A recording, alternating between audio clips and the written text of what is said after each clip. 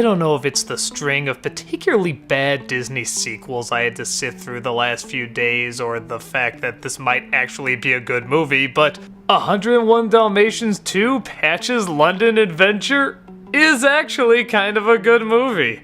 I dare even say, on par with the original. Yeah, I can't believe those words are leaving my mouth either. Really? This is the one? It has the spirit of the original, artwork similar to the original, some great updates, some good callbacks. It's exciting, I didn't always know where it was going to go. It's funny, adventurous. I think I came across an actual good Disney sequel. It begins not too shortly after the first one, where we see the Dalmatian plantation is about to be put into effect, so the family is about to move. But one of the puppies, named Patch, is feeling a little out of place. And it's understandably so. When you're the middle child of 101, you can get a little lost. Hungry for his chance to stand out, he sees that a TV dog, named Thunderbolt, is holding auditions for a new dog to be on his show. What he doesn't know is that his current sidekick, named Little Lightning, has told him that they're about to kill off his character, so he needs to find a way to prove to the public that he's a real hero. Patch gets roped in as he knows everything about the show, but they seem to cause more chaos and misery than they do save people from it. Meanwhile, Cruella, how do I even explain this, gets sucked into the art world because she sees a guy who paints a dot. She admits that it feeds her crazy obsession and they just kinda paint dots together. But he seems to be running out of inspiration, or at least she doesn't like the work he's putting out. So she once again tries to kidnap the puppies, only this time she's not gonna make a coat out of them. She wants to paint the canvas with them. That is delightfully psychotic. In fact, I think she's even crazier in this movie than she was in the last one. The funny thing is, as I describe this plot, I realize it's kind of a formulaic plot. Well, for the most part, the art stuff is pretty out there. But there's a lot of callbacks to the original, there's another liar reveal story, another kid feeling out of place. We've seen all this stuff before. In fact, this is about as typical a Disney sequel script as you can get. But there's one thing this movie has that those other Disney sequels didn't have: charm.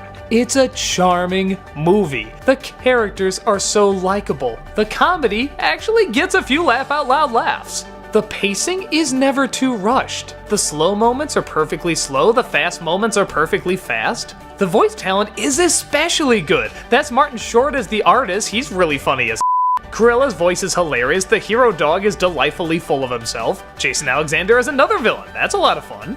And they got a real kid to play the puppy, not some adult just doing a high-pitched voice like this that's just uncomfortable and weird.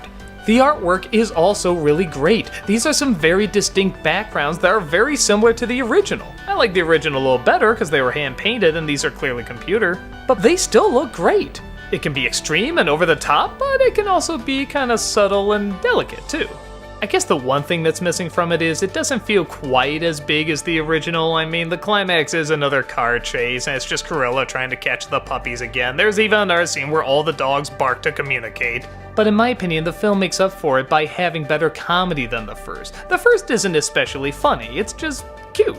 This one has a much better sense of humor, and you can tell the writing is trying much harder than it really needs to try, and I love that. I love taking this idea that really should only entertain your 2-year-old and actually throwing in some witty dialogue. So, is it a great film? By no means, but you're talking to a guy who doesn't even think the first one was a great film. But the first one was good, and cute, and had some charm to it. This is exactly the same thing. I love the interaction off of these people. I love that cute little pup talking to the egotistical dog. I like that weird artist talking to the insane Cruella de Vil. I like the husband and wife doing a little counterpoint duet in the opening. It's likable. It's really likable. It reminds me a lot of the Wallace and Gromit shorts or the Shaun the Sheep movie. It's not like you're slapping your knee at the comedy, but there's just something inventive about it. Something so delightfully innocent yet still intelligent. Like I said, I can't act like this is any phenomenal feat of animation or cinema storytelling, but it's just a nice, enjoyable little movie. A movie that I couldn't predict where it was gonna go. A movie that had a line or two I might actually quote out of context. A movie I legitimately wanted to stay and watch until the very end. If somebody turned it off, I would go rent it and watch the rest of it. I know that's how movies are supposed to work, but for a lot of Disney sequels, that's not what happens. It's a perfectly entertaining little film, and after all the stinkers I've had to watch, entertaining little film to me equals amazing.